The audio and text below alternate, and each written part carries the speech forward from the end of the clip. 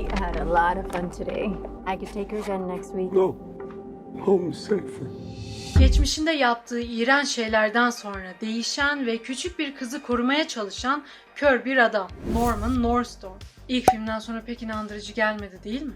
Öncelikle bu filmi kesinlikle taraf tutmadan objektif bir şekilde değerlendirmek istiyorum. Biliyorsunuz ki ilk filmdeki kör adamı oynayan Stephen Lang oldukça başarılıydı ve bu filmde de bunu yine görebiliyoruz. Ortalığı karıştıran ne sinematografi, ne anlatım, ne de oyunculuktu. Bekle, belki biraz oyunculuktan olabilir, küçük kızdan dolayı. Ama asıl mesele o değil. Biraz senaryo hakkında konuşalım. İlk filmde kör yaşlı adamın evine birkaç hırsız girmişti ve biz de yaşlı adamın bu hırsızları tek tek öldürüşünü heyecanla izliyorduk. Herkes yaşlı adamın tarafını tutuyordu. Ta ki bodrum katına kadar. Ondan sonra bu karakter herkesi kendinden nefret ettirmeyi başardı. Ki bu da çok başarılı bir ters köşeydi. Aynı etkiyi bu filmde de alıyorsunuz. Ona hiç şüphe yok. Sadece bu filmde kötü diyebileceğimiz taraf yaşlı adam değil. Evine gelen yabancılar. Yani baktığımız zaman bu bizim yaşlı sapık herif birden iyi mi oldu? Aynı tepkiyi izlerken ben de verdim. Ve film boyunca hiçbir zaman alkışlayabileceğim bir karakter haline gelmedi. Ki zaten karakter de kendinin nasıl bir şey olduğunu gayet iyi biliyor.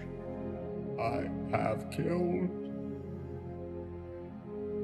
I have raped. I am nothing. Nothing but a monster. Film sadece bizim yaşlı adamın evinde geçmiyor, gidişat boyunca başka yerlerde de geçmeye başlıyor. Kör adamın kendi evini iyi bilmesi şaşılacak bir şey değil. Ama başka hiç bilmediği ortamlarda çok iyi bir şekilde düşmanlarına karşı koyması biraz garip. Öldürme sahnelerinin bazılarında ben kolaya kaçtıklarını düşünüyorum. Özellikle sonlara doğru yaşlı kör adamın 4-5 kişiyi aynı anda öldürdüğü bir sahne vardı. Bu hiç keyifli değildi ve ilerleyen sahnelerde de film hızlıca bitti. Ters köşe sahnelerini ben başarılı buldum. Başlarda kör adam iyiydi diyorsunuz. Daha sonra yok canım o kötü biri diyorsunuz. Daha sonra yok daha nelere adam pişman olmuş, iyi bir insan olmuş diyorsunuz ama pek inandırıcı gelmiyor. Aslında bu karakterin değişmesi ve sıradan bir hayat kurmaya çalışması çok da saçma değil. O yüzden ön yargılarımızı bir kenara bırakalım ve bu filmin aynı yolu izlememesindeki orijinalliğini konuşalım. Birçok eleştirmene katılmıyorum ve bu filmin ilk filme göre daha iyi olduğunu düşünüyorum. Eksikleri elbette çoktu, mükemmel bir film değildi ama istenilen heyecanı kesinlikle veriyordu. Bir başka açıdan bakarsak bu film elbet daha iyi olabilirdi.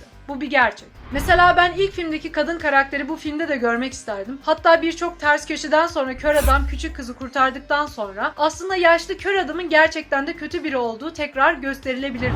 Ve bu önceden kendisinden kaçan kadının küçük kızı kurtarma hikayesine dönebilirdi. O zaman daha ilginç bir hikaye olurdu diye düşünüyorum. Ben senaryoya 7'yi layık görüyorum. Anlatıma gelirsek dediğim gibi sinematografi güzeldi, aydınlatmaları, görsel ögeleri ve geçişleri beğendim. Önceki filmden aşağı kalır bir yanı neredeyse yoktu. Bundan dolayı 7. Oyunculara baktığımızda Stephen Lang yine önceki bir filmde gösterdiği hünerlerini bu filmde de göstermiş. Konu kötü karakterlere geldiğinde çok başarılı bir oyuncu kendisi. Küçük kızın oyunculuğunu ben Stephen Lang'in oyunculuğunun yanında oldukça zayıf buldum.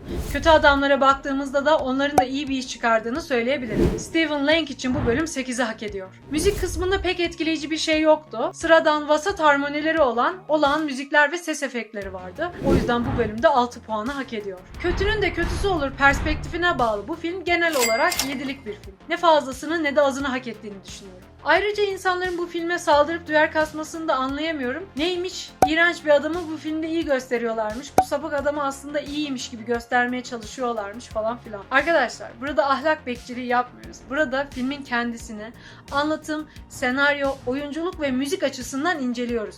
Yoksa aman karakter öyleymiş de böyleymiş bu bizi ilgilendirmez. Bu senaristin hayal gücüne bağlı ki bu beni hiç ilgilendirmez.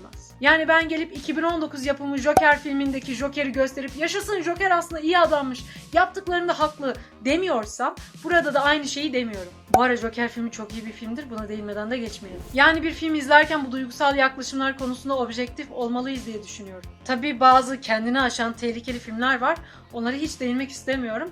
Onlar için aynı şeyi diyemeyeceğim elbet. O zaman bir sonraki incelemede tekrardan görüşelim. Haydi ben gittim. Now you're gonna see what I see.